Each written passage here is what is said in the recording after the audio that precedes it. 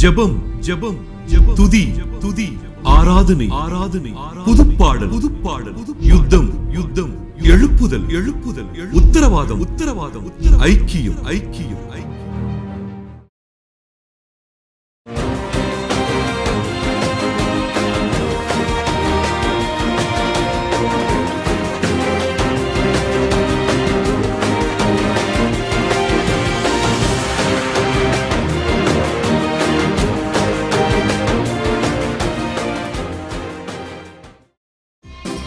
எந்தன் ஆதாரமே, எந்தன் அடைக்கலமே, எந்தன் மறைவீடமே உம்மை ஆராதி.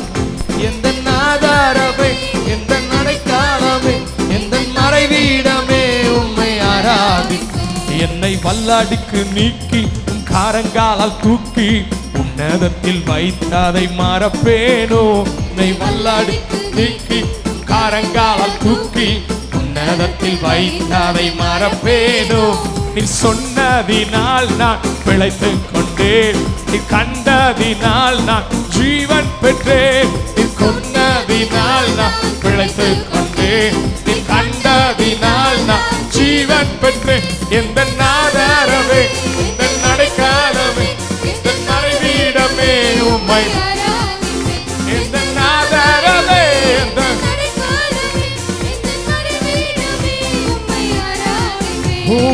ஆழத்தில் இருந்து என்னை தூக்கி விட்டீர், உயர்வான ஸ்தலங்களில் நிறுத்தி வைத்தீர். உயர்வான ஸ்தலங்களில் நிறுத்தி வைத்தீர். எதிரான யோசனை அதமாக்கினீர், உந்தனின் யோசனை நிறைவேற்றினீர். எதிரான யோசனை அதமாக்கி அப்பா உந்தனின் யோசனை சேர்ந்து சொல்லு. எந்த ஆதாரமே, எந்த அடைக்கலமே, எந்த மறைவீடமே உம்மை. எந்த ஆதாரமே, அடைக்கலமே, என்னை வல்லாடிக்கு நீக்கி காரங்காலால் தூக்கி உன்னதத்தில் வைத்ததை மறப்பேனோ. என்னை வல்லாடிக்கு நீக்கி காரங்காலால் தூக்கி உன்னதத்தில் வைத்ததை மறப்பேனோ. நீ சொன்னதினால் நான் பிழைத்துக் கொண்டேன், நீ கண்டதினால் நான் ஜீவன் பெற்றேன். நீ சொன்னதினால் நான் பிழைத்துக் கொண்டேன், நீ கண்டதினால் நான் ஜீவன். எந்த ஆதாரமே, எந்த அடைக்கலமே, மறைவிடமே, எந்த ஆதாரமே, மறைவிடமே உம்மை ஆராதிப்பேன். ஆயிரம் என்னோடு போரிட்டாலும் என்னை மேற்கொள்ளும் அதிகாரம் பெறவில்லையே. மேற்கொள்ளும் அதிகாரம் பெறவில்லையே. கிருபையினால் என்னை மூடிக்கொண்டேன், நான் தள்ளுண்ட இடங்கள் உயர்த்தி வைத்தீர். தள்ளுண்ட இடங்கள் உயர்த்தி. எந்த ஆதாரமே, மறைவிடமே, எந்த ஆதாரமே,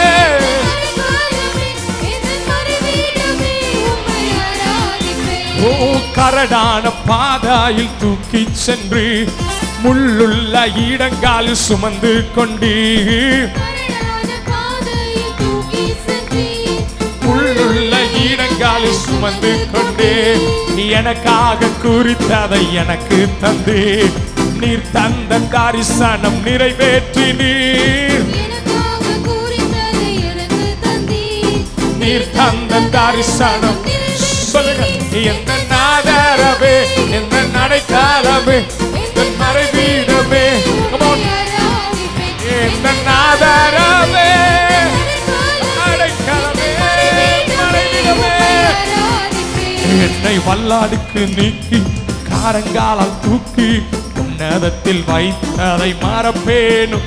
என்னை வல்லாடிக்கு நீக்கி காரங்காலால் தூக்கி உன்னதத்தில் வைத்ததை நீ சொன்னதினால் நான் பிழைத்துக் கொண்டேன், நீ கண்டதினால் நான் ஜீவன் பெற்றேன். நீ சொன்னதினால் நான் பிழைத்துக் கொண்டேன், நீ கண்ட மதினா. நீங்கள சொல்லுங்க, எந்த நாதரவே,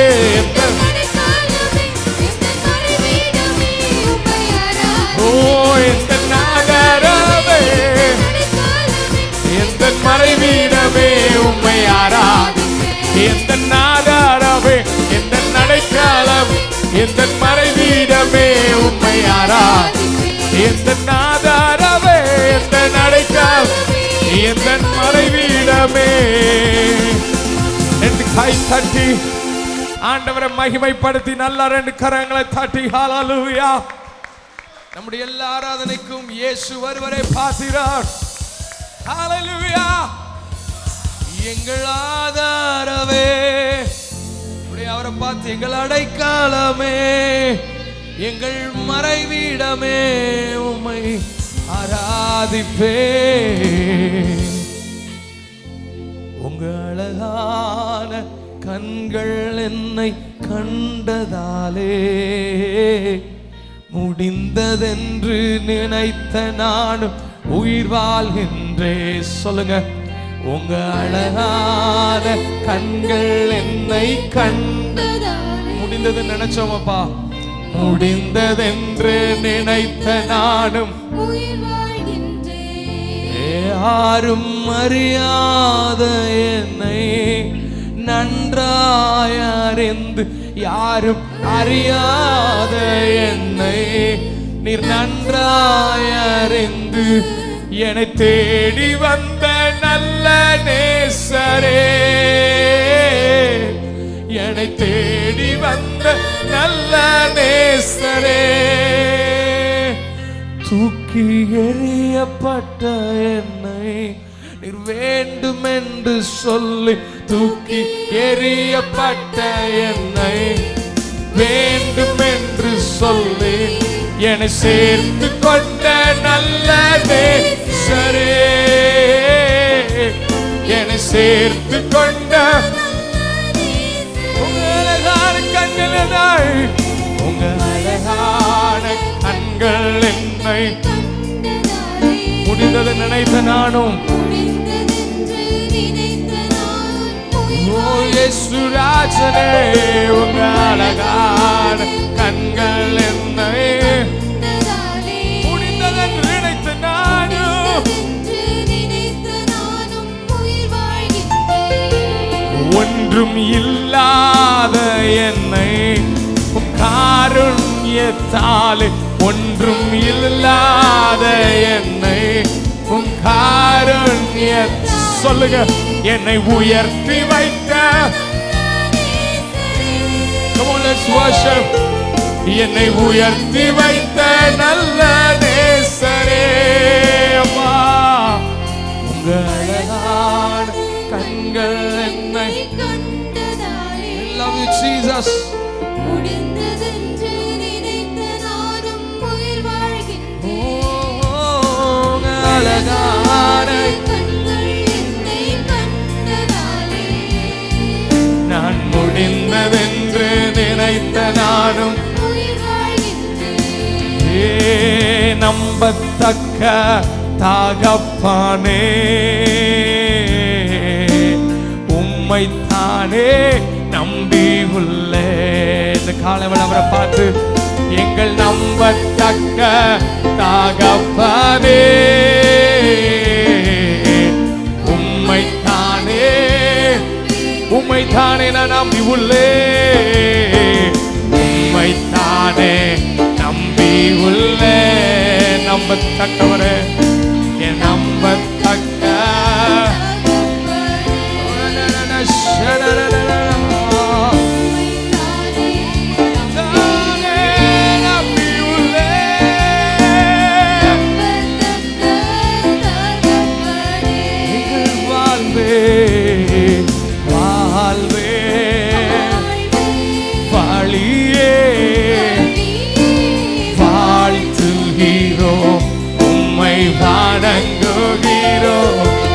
எங்கள் வாழ்வே, எங்கள் வாழியே உம்மை வாழ்த்துகிறோம், உம்மை வணங்குகிறோம்.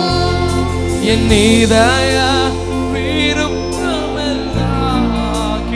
எல்லாரும் சொல்லுங்க. எப்படியும் என் இதய விருப்பமெல்லாம் எப்படியும் ஒப்படைத்தேன் வழிகள் எல்லாம், ஒப்படைத்தேன் வழிகள் எல்லாம் உம்மையே சார்ந்து கொண்டே நான் ஒப்படைத்தேன். எல்லாரும் ஒரே குரல் அவரை பார்த்தையா, நான் உம்மையே சொல்லுங்க. எங்க வாழ்வே நீங்க தானப்பா, எங்கள் வாழ்வே வாதியே வாழ்த்துகிறோம், உம்மை வணங்குகிறோம். எங்கள் வாழ்வே எங்கள் வாழியே உம்மை வாழ்த்துகிறோம்.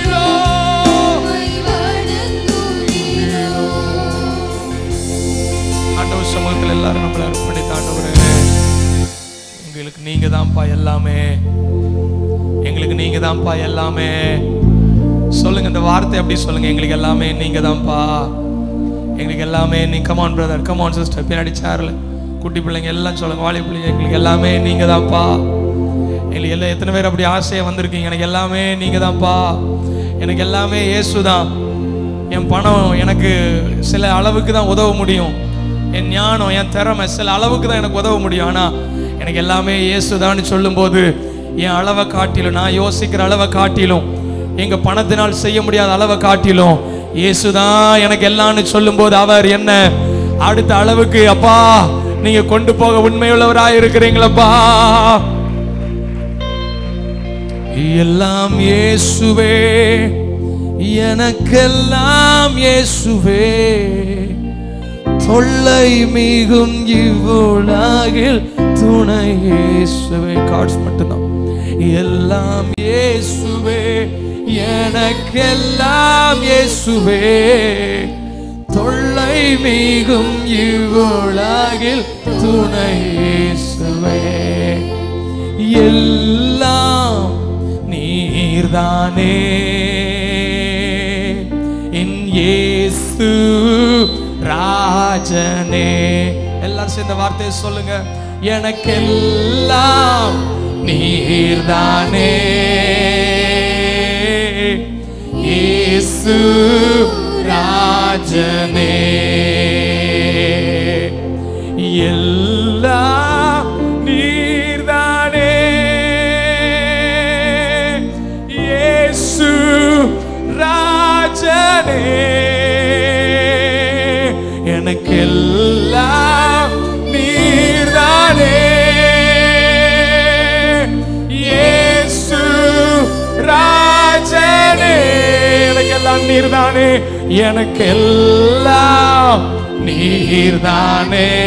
ஆசையோட மட்டும் பார்த்தாயா, என் இயேசு ராஜனே. முழு சபையா எல்லாரும் ஒரே குரலா, எனக்கெல்லாம்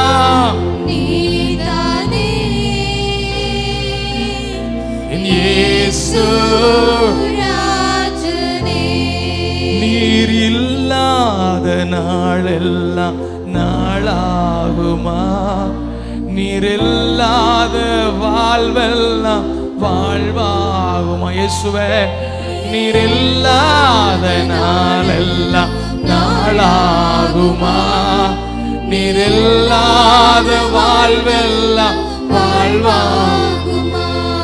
நீர் மாத்திரம் போதும், நீர் மாத்திரம் போதும், நீர் மாத்திரம் போதும்.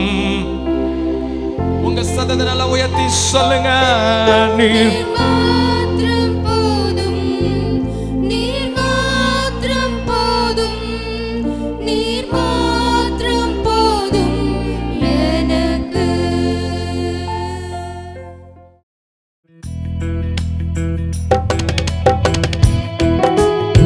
கையில தட்டி praise God, Jesus, Jesus, praise God, praise God.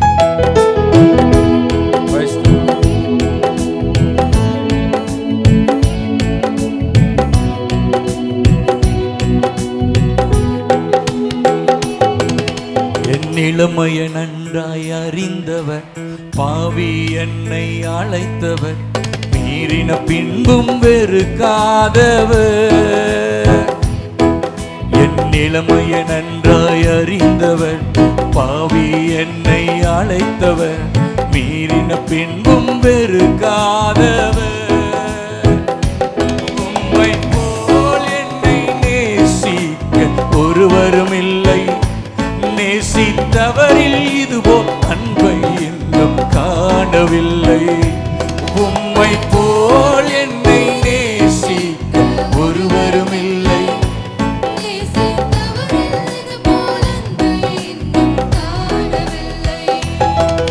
என் நிலைமையை நன்றாய் அறிந்தவர், பாவி என்னை அழைத்தவர், மீறின பின்பும் வெறுக்காதவர்.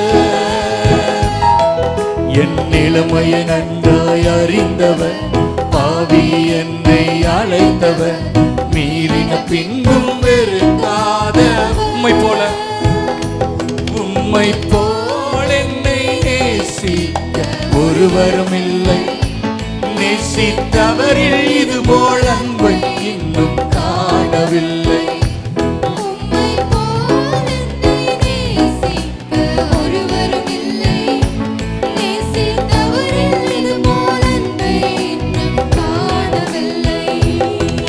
என் நிலைமையை நன்றாய் அறிந்தவர், பாவி என்னை அழைத்தவர், மீறின பின்பும் வெறுக்காதவர். என் நிலைமையை நன்றாய் அறிந்தவர், பாவி என்னை அழைத்தவர், மீறின பின்பும் வெறுக்காதவர். விவரிக்க முடியவில்லை, வர்ணிக்க வார்த்தை இல்லை, உன் அன்பை மட்டும் என்ன வென்று சொல்ல தெரியவில்லை. விவரிக்க முடியவில்லை, வர்ணிக்க வார்த்தை இல்லை, உன் அன்பை மட்டும் என்ன வென்று சொல்ல தெரியவில்லை.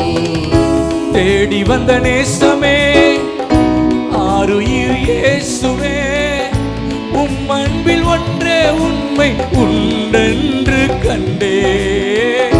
தேடி வந்த நேசமே, ஆருயிர் இயேசுவே, உம் அன்பில் ஒன்றே உண்மை உண்டென்று கண்டே.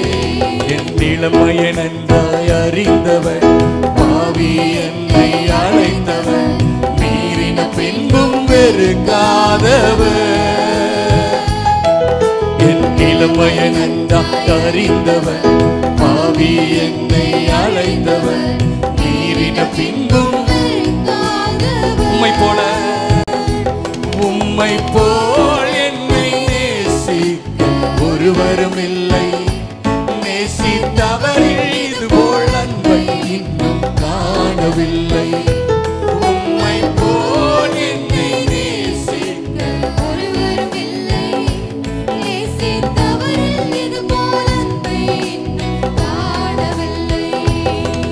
என் நிலைமையை நன்றாய் அறிந்தவர், பாவி என்னை அழைத்தவர், மீறின பின்பும் வெறுக்காதவர். என் நிலைமையை நன்றாய் அறிந்தவர், பாவி என்னை அழைத்தவர், மீறின பின்பும் வெறுக்காதவர். ஹல்லேலூயா. நல்ல கரங்களை தட்டி பாஸ்டர் பிரவீன்குமார் அவர்களை நாம் வரவேற்கலாம். நல்லா ரெண்டு கை தட்டி.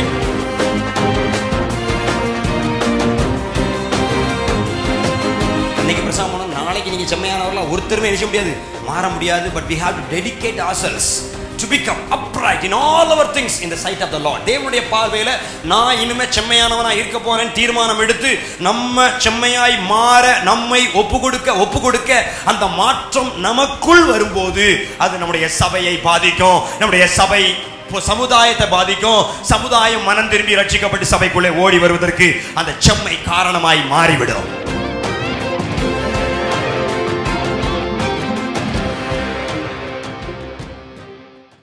நாற்பத்தி 49ஆம் சங்கீதத்திலிருந்து ஒரு வார்த்தையை கர்த்தர் இந்த மாதம் எங்களுக்கு வாக்குத்தத்தமாய் கொடுத்தார். அந்த வார்த்தையை உங்களுக்கு நான் சொல்லி அந்த வார்த்தை நம்முடைய வாழ்க்கையில், குடும்பத்தில், சபைகளில் நிறைவேறும்படியாய் நம்ம ஜெபிக்க போகிறோம். ஸ்தோத்திரம். ஒரு வசனம் இப்படி இருக்கிறது, 49ஆம் சங்கீதத்தில் ஒரு வசனம் இப்படி இருக்கிறது, செம்மையானவர்கள் அதிகாலையிலே அவர்களை ஆண்டு கொள்வார்கள். அந்த 49ஆம் சங்கீதத்தில் அவ்வளோ வசனமும் நெகட்டிவாகவே இருக்கும், துன்மார்க்கரை குறித்து. ஸ்தோத்திரம். செம்மை இல்லாதவர்களை குறித்து இருக்கும். ஒரே ஒரு வார்த்தை, நல்ல வார்த்தை இருக்குது அந்த 14ஆம் வசனத்தில். அந்த வார்த்தையை நான் சொல்கிறேன், நீங்கள் நான் சொல்லுங்க பார்ப்போம். செம்மையானவர்கள் அதிகாலையிலே அவர்களை, ரோட்டில் போகிறவங்கள, அந்த பக்கம் இருக்கிறவங்கள, இந்த பக்கம் இருக்கிறவங்கள, நம்ம ஊரில் இருக்கிறவங்கள ஆண்டு கொள்வார்கள். சொல்லுங்க பார்ப்போம். ஆண்டு கொள்வார்கள், ஆண்டு கொள்வார்கள். அப்போஸ்தல அக்கினி சபை என்ன செய்ய வேண்டும்? ஆமா, 8 தாலுகாவை என்ன செய்ய வேண்டும்? ஆமா, 20 லட்சம் மக்களை என்ன செய்ய வேண்டும்? ஆளுகை செய்ய வேண்டும். இந்த பட்டணத்தை என்ன செய்ய வேண்டும்? ஆளுகை செய்ய வேண்டும். அல்லேலூயா, ஸ்தோத்திரம்.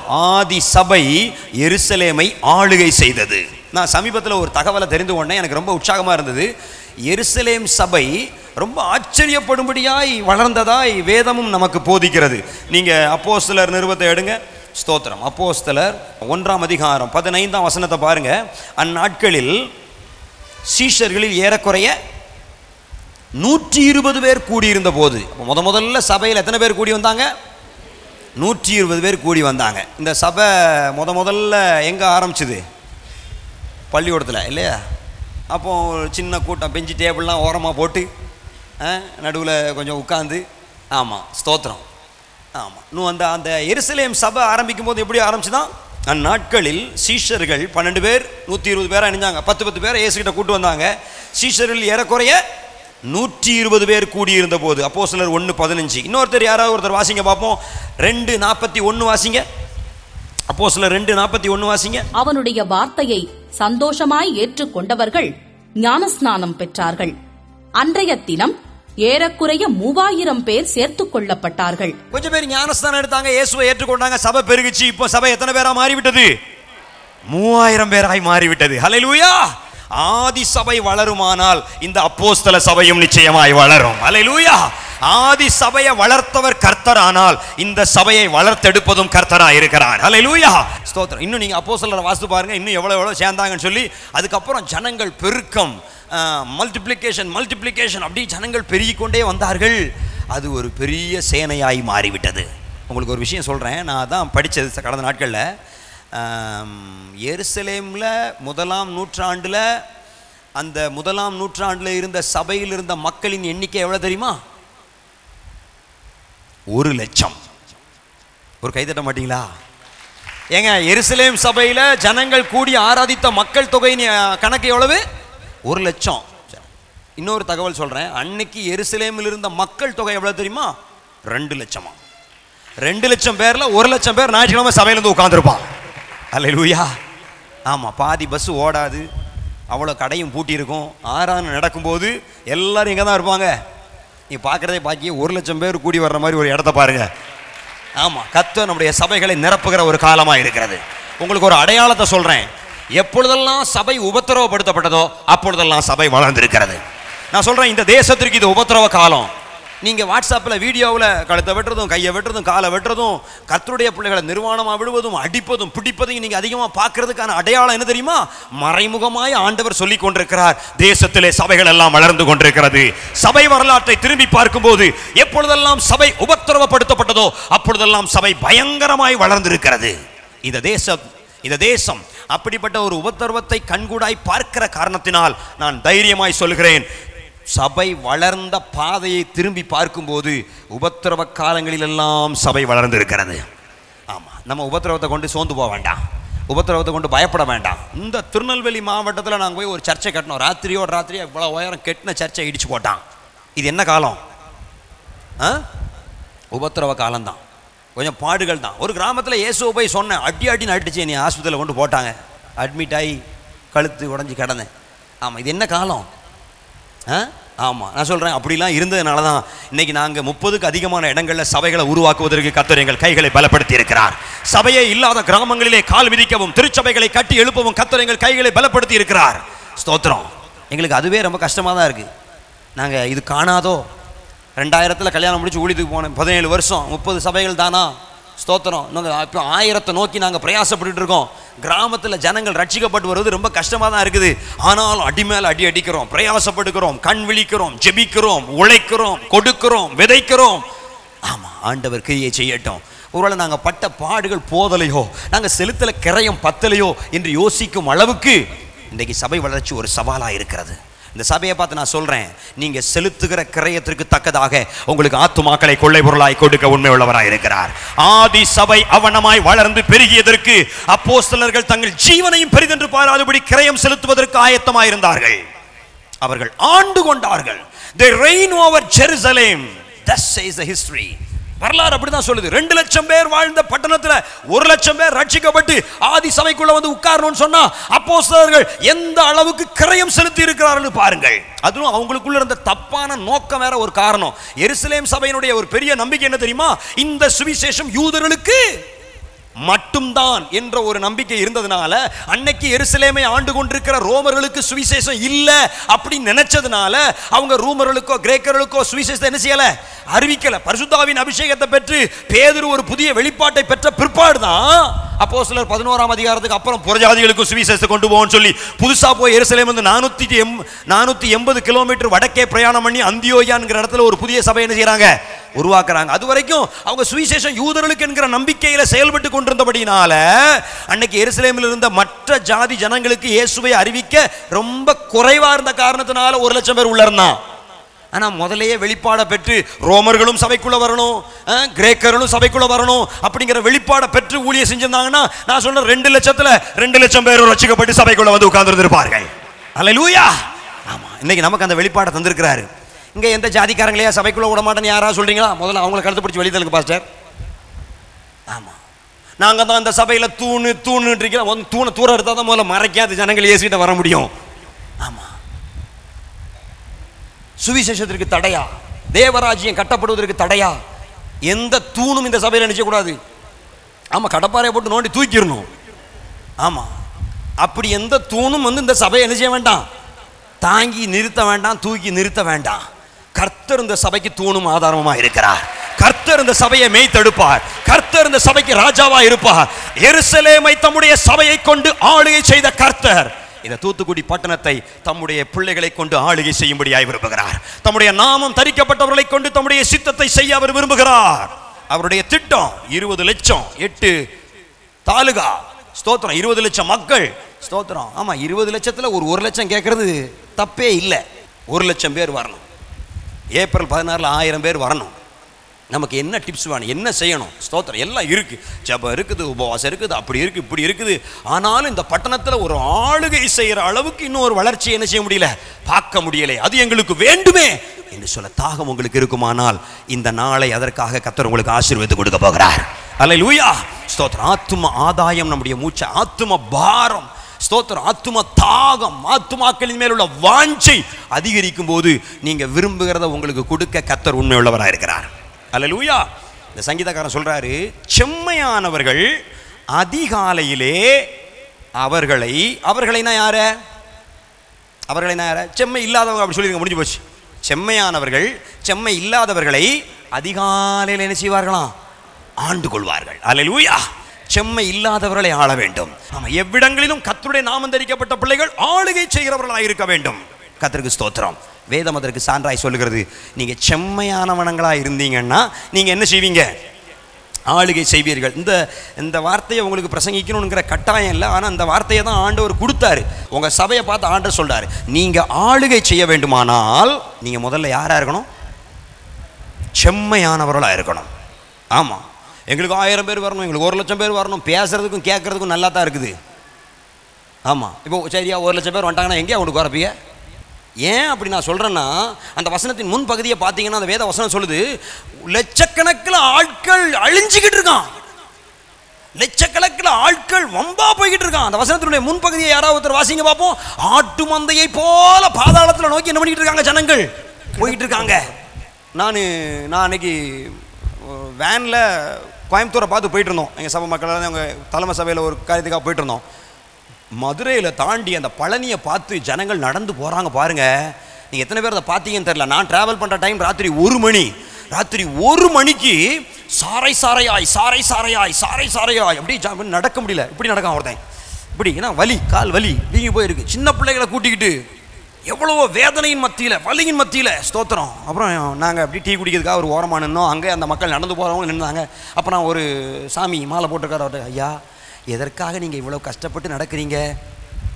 என்ன சாமி செய்ய? அவர் என்ன சாமிங்கிறாரு. நான் அவரை சாமி. என்ன சாமி செய்ய? பிரச்சனை ஜாஸ்தி ஆகிட்டு, என் பிள்ளைக்கு ஒரு வேண்டுதல், என் பிள்ளை நல்லா இருக்கணுங்கக்கா நான் செய்கிறேன். அப்படி 2-3 பேர்ட்ட பேச கேட்டால் நான் ஒரு உண்மையை தெரிஞ்சுக்கிட்டேன். ஜனங்களுடைய தேவை அதிகமாகுது, ஜனங்களுடைய பிரச்சனை அதிகமாக இருக்குது, ஜனங்களுடைய வேதனை, ஜனங்களுடைய கண்ணீர், ஜனங்களுக்கு கஷ்டம், பாரம் அதிகமாக எங்கேயாவது ஒரு இடத்துல விடுதலை கிடைக்காதான்னு சொல்லி அவன் எதை நோக்கி ஓடிக்கொண்டிருக்கிறான்.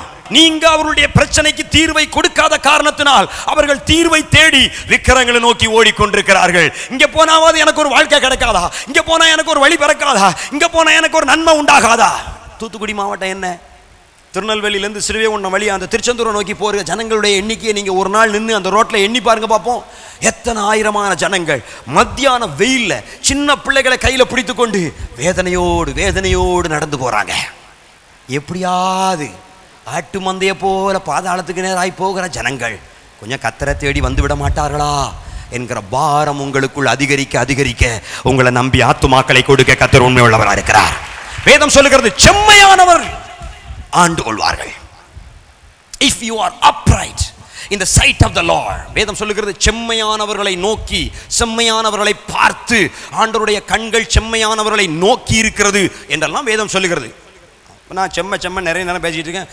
போகிற வரைக்கும் என்னென்ன புரியாமல் வீட்டுக்கு போகும்போது, ஏங்க செம்ம சொன்னார் அப்படின்னா என்ன அப்படி நீங்கள் கேட்டக்கூடாது.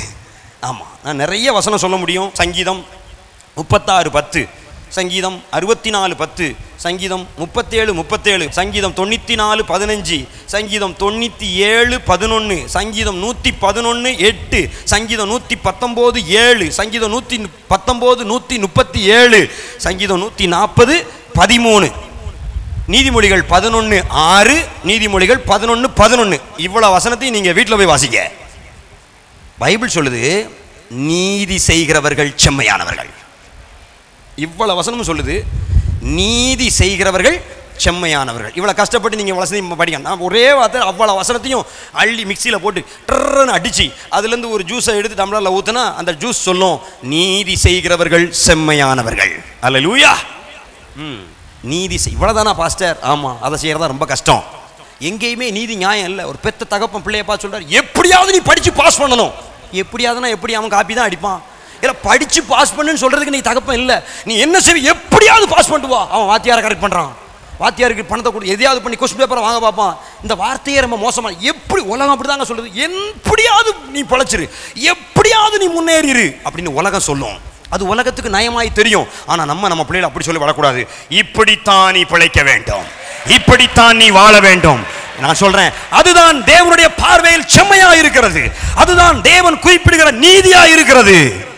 எவ்வளவு வருத்தமான காரியம் தெரியுமா? இன்னைக்கு நீதியை சொல்லி கொடுக்கறதுக்கு ஒரு இடமும் இல்லைங்க. நாங்கெல்லாம் ஸ்கூல்ல படிக்கிற காலத்து நன்னெறி வகுப்பு, இது சென்மேரிஸில் நம்ம படிச்சோம்ல கண்ணா, நன்னெறி வகுப்பு அப்படின்னு ஒன்று இருக்கும்.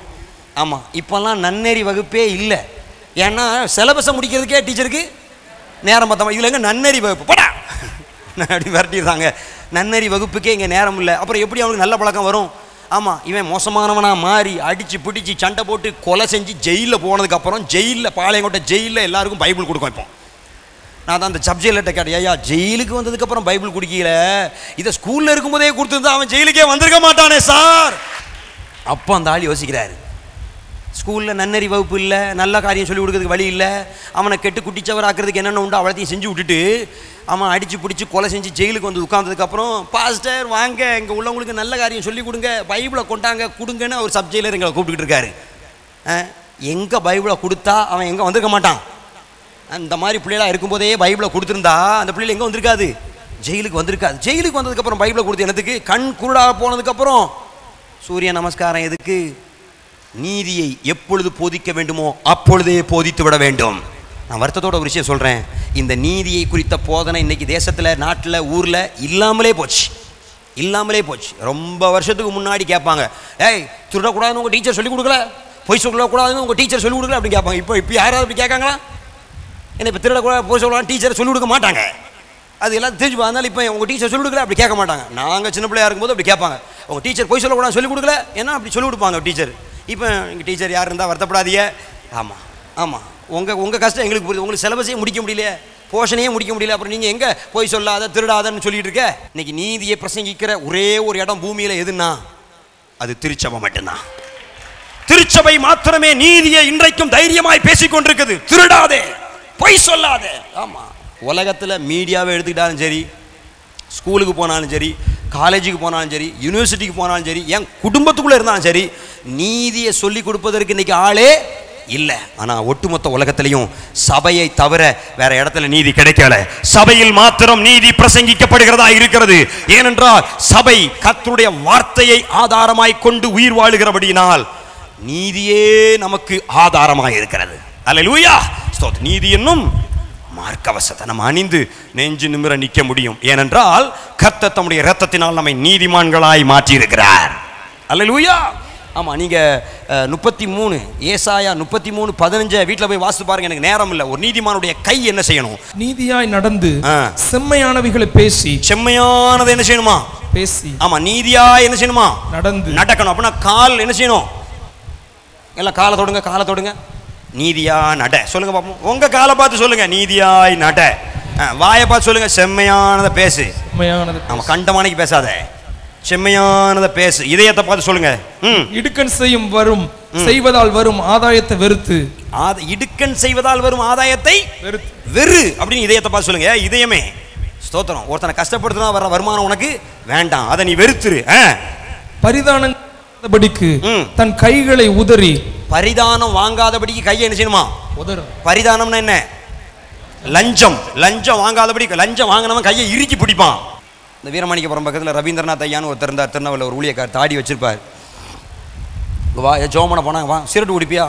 அதெல்லாம் குடிப்பேன். டமார் அடிப்பார் பாருங்க செவுட்டில். ஏன்டா சிகரெட்டு குடிக்கிறவன் ஊழியக்காரன் ஜோமனை அவ்வளவாடா ஊழியக்காரன் குறைஞ்சி போயிட்டான். நம்ம அந்த அளவுக்கு செவுட்டில் அடிக்காட்டாலும் அவன்கிட்ட ஒரு வார்த்தையாது, லஞ்சம் வாங்குவியா நீனு? வாங்க மாட்டேன் சார், வாங்க மாட்டேன். இந்த பையன் இருக்கட்டும், நம்ம லஞ்சம் வாங்கினா நான் பண்ணுற ஜபம் உனக்கு செல்லாது போ. நம்ம செம்மையானவர்களாக இருக்கணும், அதில் ஒரு எஃபெக்ட் இருக்குது. ஆமாம், நம்ம கை லஞ்சத்தை என்ன செய்யணுமா? உதறணும். அல்லேலூயா, ஸ்தோத்திரம். லஞ்சம் வாங்கின கை இருக்கும். நான் ஆண்டவர் சொல்கிறார், லஞ்சம் வாங்கின கையை என்ன செய்யணும்? உதறு அப்படிங்கிறார். கர்த்தருக்கு ஸ்தோத்திரம். அடுத்தது செவி. ரத்தம் சிந்துவதற்கான யோசனைகளை கேளாதபடி தன் செவியை அடைத்து. அவனை அப்படி செஞ்சிருமா, இவனை இப்படி செஞ்சிருமா, அவன் நமக்கு செஞ்ச மாதிரியே நம்ம திரும்ப செஞ்சிருமா அப்படின்னு யோசனை கொடுப்பாங்க. பார்த்துக்கோங்க. ஸ்தோத்திரம். பக்கத்து வீட்டுக்காரர் ரொம்ப நல்லவராக இருக்கலாம், ஆனால் அவர் கொடுக்குற யோசனை பூரா எப்படி இருக்கும்? கெட்டதாக இருக்கும். உனக்கு கர்த்தருடைய ஆலோசனையை விட பக்கத்து வீட்டுக்காரி ஆலோசனை பெருசாக இருக்கக்கூடாது, அது ரொம்ப மோசமானது. அதற்கு உன் செவியை நீங்க என்ன செய்யணுமா? அடைத்து. பொல்லாப்பை காணாதபடிக்கு தன் கண்களை மூடுகிறவன் எவனோ. கண்ணை மூடுங்க பாப்போம், ஒரு செகண்ட் கண்ணை மூடுங்க பாப்போம். பொல்லாப்பை பார்க்காதபடிக்கு கண்ணை என்ன செய்யணும்? அவன் கண்ணை மூடுனா திறந்து வச்சிருக்காது. இப்போ திறங்க எல்லாரும். ஸ்தோத்திரம். சரி, பொல்லாப்பை செய்யறத பார்க்காதபடிக்கு கண்ணை என்ன செஞ்சுமா நம்ம? ஆமாம், நிறைய நேரங்களில் உலகத்தில் நடக்கிற சில காரியத்தை என்ன செய்ய முடியல, பார்க்க முடியல. நான் அந்த வாட்ஸ்அப்பில் ஒரு குரூப்பில் இருந்தே வெளியே வந்துட்டேன். ஏன்னா அந்த வாட்ஸ்அப்பில் போடுறது போறாது, கொலை செய்கிறது, வெட்டுறது, நிற்க வச்சு குத்துறது, சின்ன பிள்ளைகள் மண்டையை ரெண்டாக வெட்டுறது, இப்படி போட்டுட்டு இருந்தான். நான் எவ்வளோ சொல்லி பார்த்தேன், இதெல்லாம் போடாதப்பா, பார்க்க முடியலப்பா, இது எனக்கு வேண்டாம்ப்பா. கேட்குற மாதிரி தெரியல, குரூப்பை விட்டே வெளியே வந்துட்டேன். இன்றைக்கி வாட்ஸ்அப்பெல்லாம் நீ பொல்லாப்பா வருது, நிறைய இதெல்லாம் கண்கொண்டு என்ன செய்ய முடியல, பார்க்க முடியல. அவ்வளோ கொடூரமான காரியங்கள் இன்றைக்கி நம்ம வீடு தேடி நம்ம கைக்கு வரைக்கும் வந்துடுது. ஆமாம், வேதம் சொல்லுகிறது, பொல்லாப்ப பார்க்காதபடிக்கு உன் கண்ணை மூடு. அப்படியெல்லாம் நீ செஞ்சன்னா கால் நீதியாக நடக்கணும், வாய் செம்மையானதை பேசணும், இதயம் எப்படி இருக்கணும், கை லஞ்சத்தை உதறணும், செவி தீய ஆலோசனையை கேட்கக்கூடாது, கண்ணு பொல்லாப்ப பார்க்கக்கூடாது. இதெல்லாம் ஒவ்வொன்றும் ஒவ்வொரு ஆள்கிட்ட இருக்கக்கூடாது, ஒவ்வொன்றும் ஒவ்வொரு ஆள்கிட்ட இருக்கக்கூடாது. இது அவ்வளவும் ஒரே ஆள்கிட்ட இருக்கணும். அது சொல்ல மாட்டீங்களே. இந்த அக்கா கையை கவனமாக பார்த்துக்குவாங்க, இந்த அண்ணாச்சி காலை நீதியாக பார்த்துக்குவார், அவர் வாயை பார்த்துக்குவார். நாங்கள்லாம் ஒன்றா கூடி சபையில் வந்து ஜெபம் பண்ணுவோம். இந்த ஜெபம் லைக்கப்படாது. ஆமாம், நீங்கள் செம்மையானவர்கள் நீதிமான்கள்லாம் என்ன தெரியுமா அர்த்தம்? இது எத்தனை காரியம் இருக்குது? 5 6 6ம் ஒரே ஆள்கிட்ட இருக்கணும். அல்லேலூயா, ஸ்தோத்திரம் ஸ்தோத்திரம். வரிசையாக வேகமாக சொல்லுங்க பாப்போம். இன்னையிலேருந்து உங்கள் அவயவங்களை நீங்கள் இப்படி காப்பீர்களானால் நான் சொல்கிறேன், நீங்களே தேவனுடைய பார்வையில் செம்மையானவர்களாக இருப்பீர்கள். உங்கள் கை காலு வாய் இதெல்லாம் எப்படி காக்கணும்னு ஆண்டவர் பைபிள் எழுதி வச்சிருக்கார். சொல்லுங்க பாப்போம். உங்கள் காலை நீதியாய் நடக்க பண்ணணும். ஸ்தோத்திரம். உங்க கால் நீதியா இருக்கணும். ரெண்டாவது, உங்க வாய் செம்மையானதை பேசணும். இதயம் தீமையானதை என்ன செய்யக்கூடாது, தவறான ஆதாயத்தை வெறுக்க வேண்டும். கை லஞ்சத்தை உதற வேண்டும். அப்புறம் காது தீய ஆலோசனைய கேட்கக்கூடாது. கண்ணு பொல்லாப்ப பார்க்கக்கூடாது. அப்படி இருக்கும்போது ஆண்டவர் சொல்றாரு, நீங்க தான் நீதிமான், நீங்க தான் செம்மையானவர்கள். அந்த செம்மையானவர்கள் தான் ஆளுகை செய்ய முடியும். 1000 பேரை நீங்க ஆளணுமா, உங்க சபையில் 1000 பேர் வரணுமா, ஏப்ரல் 16க்கு முன்னாடி, இன்னைக்கு சபையை விட்டு வெளியே போறதுக்கு முன்னாடி உங்க கை, காலு, வாய், மூக்கு, வாய், இதயம் எல்லாம் எப்படி இப்படி இப்படி மாறிட்டுனா ஏப்ரல் 16க்கு கர்த்தர் ரெடி. இன்னைக்கு நீங்க ரெடினா ஏப்ரல் 16க்கு கர்த்தர் ரெடி. ஆமா, உங்களுக்கு சவால் தான். அப்போஸ்தல சபை இப்படி மாறதுக்கு ரெடினா ஏப்ரல் 16 என்ன? ஆமா, இந்த 29லயே உங்களுக்கு 1000 பேரை கொடுக்க இயேசு ரெடியா இருக்கிறார். ஆமா, இயேசுக்கு யாரை நம்பி நான் என் பிள்ளைகளை கொடுக்கன்னு தான் பார்த்துக்கிட்டு இருக்காரு. நம்பி கொடுக்க முடியல. நம்பி ஆடுகளை கொடுக்க அடிச்சு சாப்பிட்டுட்டு போயிடுறாங்க. ஆமாம், அவர் முடிச்சு யாரை நம்பி கொடுக்க. ஆமாம் ஆமாம், ஸ்தோத்திரம். ரட்சிக்கப்பட்டு நரகத்துக்கு போகிறத விட இயேசு பற்றி அறியாமலே கூட கொஞ்ச நாள் 80 வயசு வரைக்கும் நினச்சிட்டோம். இந்த ஆத்மா கிடக்கட்டும்னே உலகத்தில் நிறைய பேரை போட்டு வச்சுருக்காரு. நம்பி கொடுக்க முடியல இந்த ஆட்களைன்னு சொல்லி.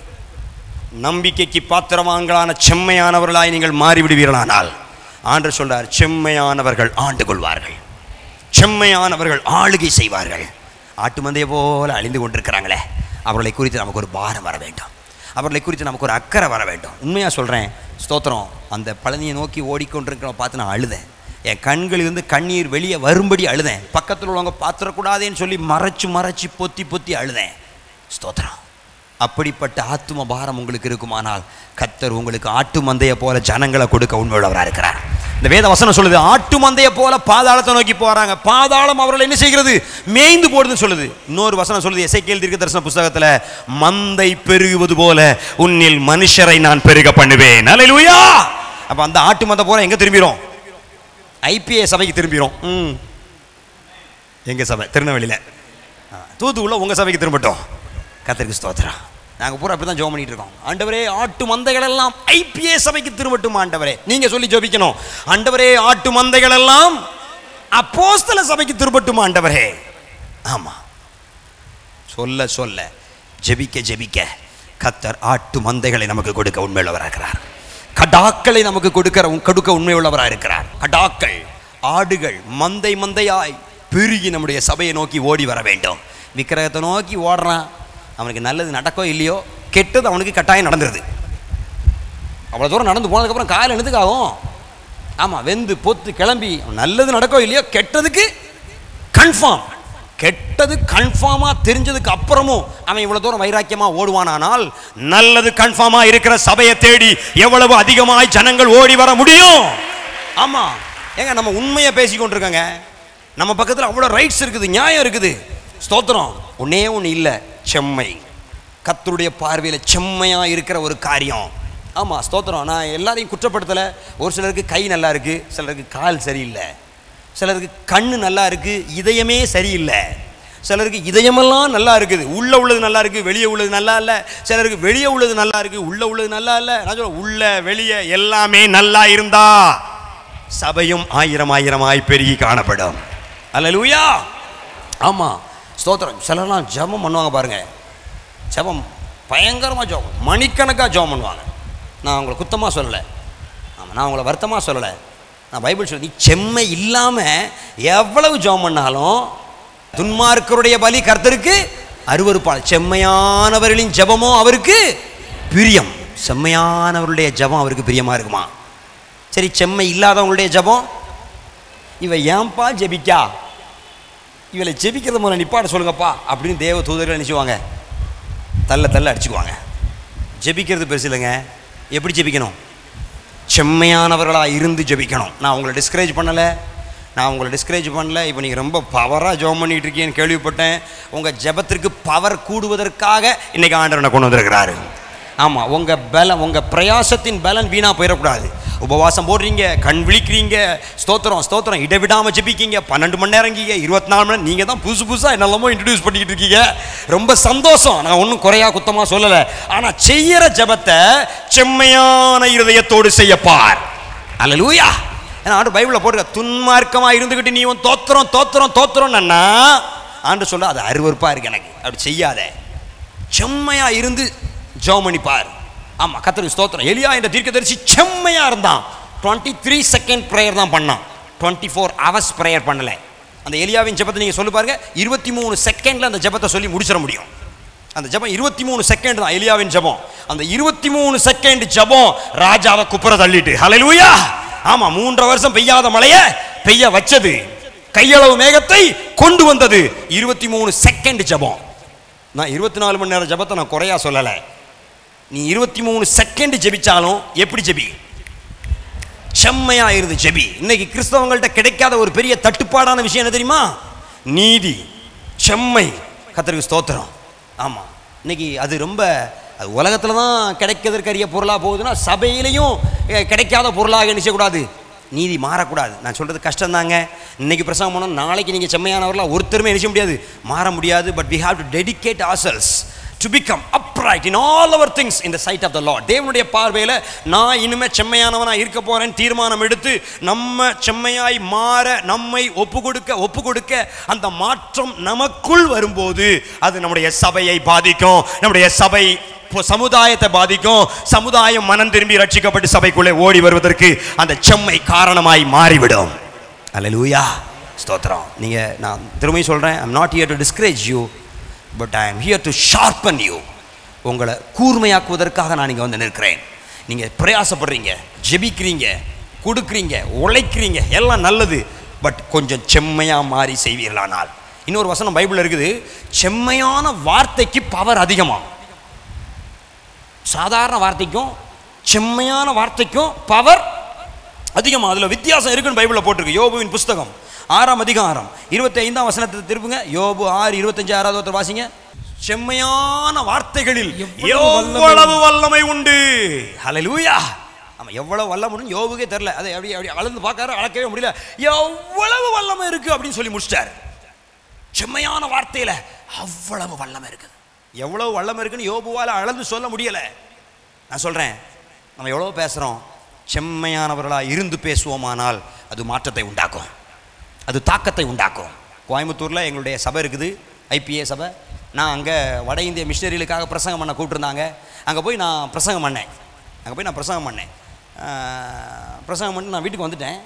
ஆனால் அங்கே ஒருத்தர் வட இந்தியாவிலேருந்து வந்து அந்த பிரசங்கத்தை கேட்டுருந்துருக்காரு. அவர் ஒரு வாலிபர், தன்னை ஊழியத்துக்கு ஒப்பு கொடுத்தாரு. நான் எங்கே போய் பயிற்சி எடுக்கன்னு பார்க்கும்போது, அங்கேயே ஒருவன் பிரசங்கித்தானே, அவன்கிட்ட போய் நம்ம பயிற்சி எடுத்தோம்னா நம்ம வல்லமையாக ஊழியம் செய்யலான்னு சொல்லி அவங்க பாஸ்டர்கிட்ட சொல்லி,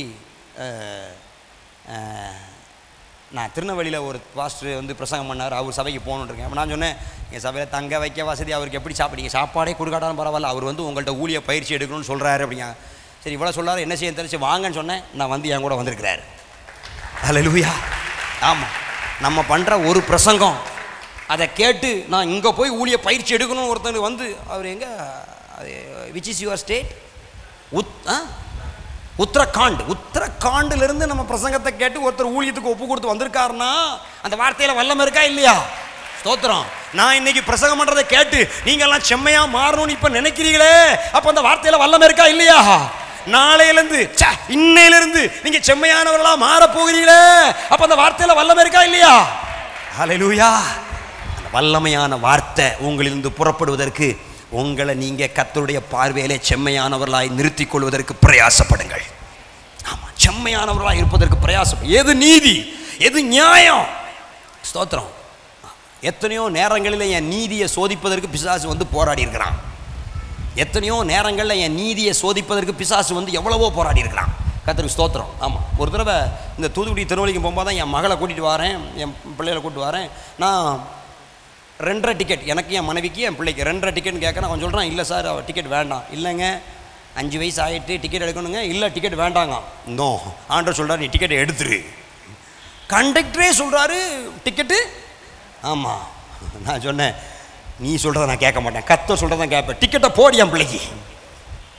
பிசாசு அந்த அந்த அந்த அந்த 10 ரூபா டிக்கெட், அப்போ 10 ரூபா தான் டிக்கெட்டு, அந்த 10 ரூபா டிக்கெட்டை வச்சு இப்போ 1000 ரூபா செலவழித்து வைக்க பார்ப்பான். ஆமாம், கர்த்தர் உன்னை ஏவிட்டார்னா என்ன சொல்லணும்? நம்ம அதுக்கு நினைக்கக்கூடாது, கிடைச்சது லாபம் ஹல்லேலூயா அப்படி நினைக்கக்கூடாது. அது நீதி இல்லை. ஸோ நமக்கு தெரியும் இந்த பிள்ளைக்கு டிக்கெட் எடுக்கணும் அப்படின்னா நம்ம என்ன எடுத்துடணும்? ஆமாம், கண்டக்டர் நமக்கு வேண்டிய ஆளாக இருக்கலாம், டிக்கெட் எடுக்கணும்னா எடுத்துடணும். ஹல்லேலூயா. அதுக்கு பேர் தான் என்னது? நீதி. இன்னொரு பேர் செம்மை. இன்னொரு பேர் என்னது? செம்மை. நீதியாய் செம்மையாய். கொஞ்சம் யோசிச்சு பாருங்க, எத்தனை தடவை நம்ம கண்டக்டரை ஏமாத்திருக்கோம். அவ்வளவு அக்கௌண்ட் வந்ததுனால தானே ஆஸ்பத்திரியில் போய் பில்லாக கட்டிக்கிட்டு இருக்க. ஸ்தோத்திரம். நம்ம நீதியை செய்ய வேண்டிய இடத்துல செஞ்சிருந்தோம்னா அநீதியாய் கொடுக்க வேண்டிய இடத்துல நெஞ்ச வேண்டிய அவசியம் இல்லை, கொடுக்க வேண்டிய அவசியமே இல்லை. ஆமாம், ஸ்தோத்திரம். கர்த்தருடைய பிள்ளைகள் இந்த விவரம் தெரியாததுனால அவங்க என்னமோ ரொம்ப ஏமாற்றி பிழைச்சி ரொம்ப ஞானமாக பிழைக்கிற மாதிரி நினச்சிக்கிட்டு இருக்காங்க. கர்த்தரே விட்டாலும் பிசாசு விட மாட்டான். கர்த்தருக்கு ஸ்தோத்திரம். ஆமாம், நான் சொல்கிறேன், அப்படி ஒரு செம்மையான வாழ்க்கை வாழ்ந்து ஆண்டவரை பற்றி கொண்டிருக்கும் போது அது நமக்குள் பலத்த மாற்றங்களை உண்டாக்க வல்லமை உள்ளதாக இருக்கிறது. நான் உங்களுக்கு 5 பாயிண்ட் பிரசங்கம் பண்ணணும். இனிமேல் தான் செம்மையாக இருக்கும்போது உங்களுக்கு என்னென்ன ஆசீர்வாதம் கிடைக்க போகுதுன்னு சொல்ல போகிறேன். கர்த்தருக்கு ஸ்தோத்திரம். நீங்கள் அந்த 5 காரியத்தையும் தெரிஞ்சுக்கிட்டீங்கன்னா அடே அப்பா உங்களுக்கு செம்மையாய் வாழ உங்களுக்கே ஒரு ஆசை கொடுத்துரும். ஆமாம், அப்புறம் உங்களை அநீதியாக வாழ்வதற்கு எத்தனை பேர் தூண்டினாலும் அடச்சி போ அப்படின்னு சொல்லிட்டு நீங்கள் செம்மையாக வாழ ஆரம்பிச்சிருவீங்க. ஏன்னா அநீதியாய் வாழ்வதனால் உண்டாகிற நன்மையை விட செம்மையாய் வாழ்வதனால் உண்டாகிற ஆசீர்வாதம் அதிகமாக இருக்கிறது என்று நம்முடைய வேதம் நமக்கு போதிக்கிறது. ஹல்லேலூயா.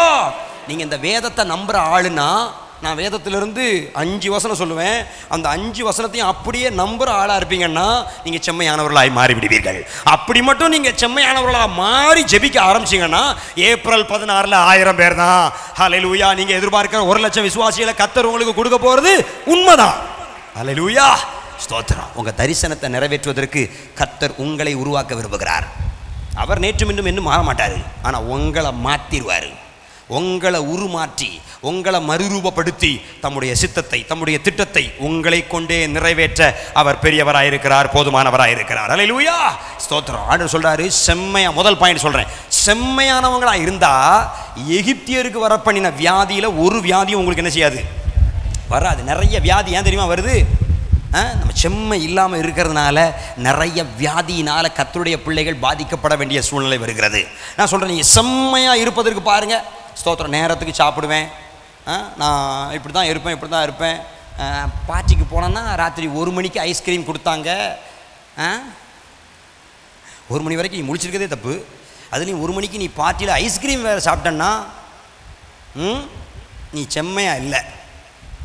ஆமாம், நிறைய ஒழுக்கங்களை இந்த உலகம் கெடுத்து போட்டுக்கொண்டே இருக்கிறது. ஆண்டவர் மனுஷனை உருவாக்கும் போது அதிகாலை எழும்பும்படி செய்தார், சீக்கிரமாகவே தூங்க போகிறதுக்கு தான் கற்றுக் கொடுத்தாரு. இந்த கரண்ட் வந்தது, டிவி வந்தது, கேபிள் வந்தது, இப்போ செல்ஃபோன் வந்திருக்குது. ராத்திரி 1 மணிக்கு பேய் மாதிரி நோண்டிக்கிட்டே இருக்கிறோம்.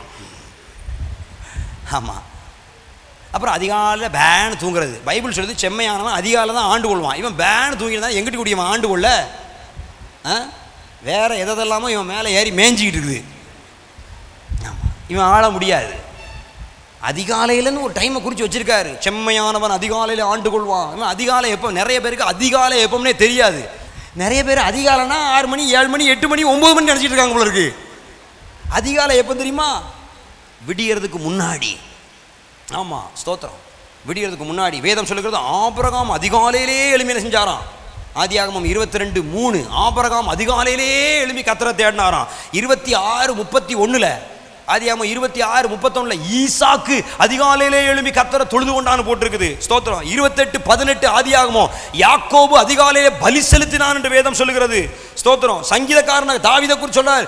1 சாமுவேல் 29:11 தாவீது அதிகாலமே கர்த்தரை தேடினார். அவர் சங்கீதம் பாடும்போது சொல்றாரு, சங்கீதம் 57:8 108 2 119 147 வீணையே எழும்பு, சுரமண்டலமே எழும்பு, நீ விழித்துக்கொள், நான் விழித்துக்கொள்வேன், அதிகாலையிலே கர்த்தரை துதிப்பேன். அல்லேலூயா. அப்படிலாம் இருக்கிறதுனால தான் அவங்கள கர்த்தர் அவ்வளவாய் ஆசீர்வதித்தார். முழு இஸ்ரவேலையும் ஆளும்படி தாவீதை ராஜாவாய் மாற்றினார். உமது வேதத்தை தியானிக்கும்படி குறித்த ஜாமத்திற்கு முன்னாடியே நான் என்ன பண்ணிக்கொள்கிறேன்? எழுந்து கொள்கிறேன். அதனால தான் அவர் ராஜாவானார். நம்ம இன்னும் கூஜாவாகவே இருக்கணும்னா காரணம் என்ன? நமக்கு நிறைய பேருக்கு அதிகாலை எப்போ வரும்னே தெரியல. ஆமாம், 3 மணிக்கு எப்போ 4 நிறைய பேர் 4 மணியெல்லாம் பார்த்ததே இல்லை. 4 மணியை பார்த்து ரொம்ப வருஷம் ஆகிட்டு. இன்னும் சொல்ல போனால் நிறைய பேர் 5 மணியே தெரியாது. 5 மணி எப்போ நாங்கள் வாழ்க்கையில் கிராஸ், அதிகாலை 5 மணி நம்ம வாழ்க்கையில் எப்போ கிராஸ் ஆகுதுன்னு நிறைய பேருக்கு தெரியாது. 4 மணி, 5 மணி, 3 மணி குறித்த ஜாமத்துக்கு முன்னாடியே விழித்துக் கொள்கிற பழக்கம் நீங்கள் ஆண்டு கொள்வதற்கு அடையாளமாக இருக்கிறது. அல்லேலூயா. நம்ம மாம்சம் எவ்வளோ சோர்வாக இருந்தாலும் பலவீனமாக இருந்தாலும் எலும்பு காலையில் கத்தரை தேடு, அந்த உற்சாகம் உங்களுக்கு இருக்குமானால் அது பெரிய ஆசீர்வாதத்துக்கு நேராய் கொண்டு போகும். நம்மை ஆளுகை செய்கிறவர்களாய் அது மாற்றிவிடும். அல்லேலூயா, ஸ்தோத்திரம். சரி, பாயிண்ட்டுக்கு வாங்க. முதல் பாயிண்ட், எகிப்தியருக்கு வரப்பண்ணின வியாதிகளையும் ஒன்றையும் உங்களுக்கு என்ன செய்ய மாட்டேன். யாத்திராகமம் 15:26 அந்த வசனம் இருக்கு, நீங்க வீட்டில் போய் வாசித்துக்கோங்க. ரெண்டாவது ஒரு வசனம் சொல்லுது, உபாகமம் 6:19, 12:25. உபாகமம் 6:19, உபாகமம் 12:25. இந்த 2 வசனம் சொல்லுது, நீங்க செம்மையா இருந்தீங்கன்னா உன் சத்துருவா உன் முகத்துக்கு முன்னாடி இல்லாதபடிக்கு துரத்தி போடுவேன். இந்த வசனத்தை வாசிங்க பார்ப்போம். கர்த்தர் சொன்னபடி உன் சத்துருக்களை எல்லாம் உன் முகத்திற்கு முன்பதாக துரத்தி விடுவதற்கு நீ கர்த்தருடைய பார்வைக்கு செம்மையும் நன்மையுமானது இருக்கிறதை செய்வாயாக. ஹல்லேலூயா. செம்மையும் நன்மையுமானதை நீங்கள் செய்வீர்களானால், பிரதர், இந்த தூத்துக்குடி ஊரில் ஒரு பையன் உங்களுக்கு எய்த்தாப்புல நிற்க முடியாது. எவனாவது ஒருத்தன் முறைச்சு பார்த்தான்னா கர்த்தரவன் கண்ணை நோண்டிடுவார். அப்படிதான் பைபிளை போடுறாரு. நீங்க மட்டும் செம்மையானவனா இருந்து பாருங்க, சத்துருவம் மூஞ்சி முன்னாடி நிப்பாட்ட மாட்டார். ஆமாம் ஆமாம், கர்த்தருக்கு ஸ்தோத்திரம். மூஞ்சி முன்னாடி நிப்பாட்ட மாட்டார், உன் பக்கத்திலே வரவிட மாட்டார். ஆமாம், அப்படிப்பட்ட தேவன் நம்முடைய தேவன். ஆண்டவர் வாக்கு பண்ணார்னா தம்முடைய வார்த்தையை நம்முடைய வாழ்க்கையில் நிறைவேற்ற அவர் உண்மையுள்ளவராக இருக்கிறார். உபாகமம் 12:28 மூணாவது பாயிண்ட். உபாகமம் 12:28. தேவனாகிய கர்த்தரின் பார்வைக்கு நன்மையும் செம்மையுமானதை செய்வதனால் நீயும் உனக்கு பின்வரும் உன் பிள்ளைகளும் என்றென்றைக்கும் நல்லா இருப்பீங்க. அல்லேலூயா. செம்மையானவனா நீங்க வாழ்ந்தீங்கன்னா, பிள்ளைய பெற்றவங்க மட்டும் கை தூக்கம் பார்ப்போம். எனக்கு பிள்ளை பெற்றிருக்கேன், நான் பிள்ளை இருக்கு, எனக்கு கை தூக்கம் பார்ப்போம். ஸ்தோத்திரம் ஸ்தோத்திரம் ஸ்தோத்திரம். Very good very good. ஸ்தோத்திரம். உங்க பிள்ளை நல்லா இருக்கணுமா வேண்டாமா? கையை தூக்குங்க, கையை தூக்குங்க. கர்த்தரும் கையை பார்க்கட்டும். உங்க பிள்ளைகள் நல்லா இருக்கணுமா வேண்டாமா? உங்க பிள்ளைகள் நல்லா இருக்கணுமா வேண்டாமா? ஸ்தோத்திரம். கையை தூக்கியே பிடிச்சி வச்சிருங்க. ஸ்தோத்திரம். நான் சொல்றேன், நீ 10 கோடி ரூபா உன் பிள்ளை பேரில் இன்வெஸ்ட் பண்ணி வச்சிருந்தாலும் உங்க கண் காண அல்லது உங்க கண் மறைஞ்சதுக்கு அப்புறமோ அந்த 10 கோடி ரூபாயை அவன் அழிக்க கூட வாய்ப்பு உண்டு. ஆனா செம்மையான ஒரு வாழ்க்கை வாழ்ந்துட்டு நீங்க போவீங்கன்னா கர்த்தர் உங்க பிள்ளைகளை நல்லா வைத்திருப்பார் என்று வேதம் சொல்லுகிறது. இப்ப கைதட்டி கர்த்தரை மகிமைப்படுத்துங்க பாப்போம். ஸ்தோத்திரம். ஒரு செம்மையான வாழ்க்கை is the life guarantee for your children.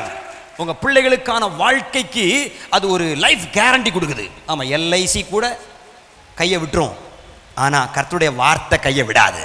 வானமும் பூமியும் ஒளிந்து போனாலும் என் வார்த்தைகளோ ஒளிந்து போவதில்லை என்று ஆண்டவர் சொல்லியிருக்கிறார். நான் சொல்றேன், கர்த்தருடைய வார்த்தை சொல். நீ செம்மையா இருந்தா உன் பிள்ளைய நான் நல்லா வைப்பேன், உன் பிள்ளைகளை நான் நல்லா வைப்பேன். இதுக்கு மேலே என்ன கேரண்டி வேணும்?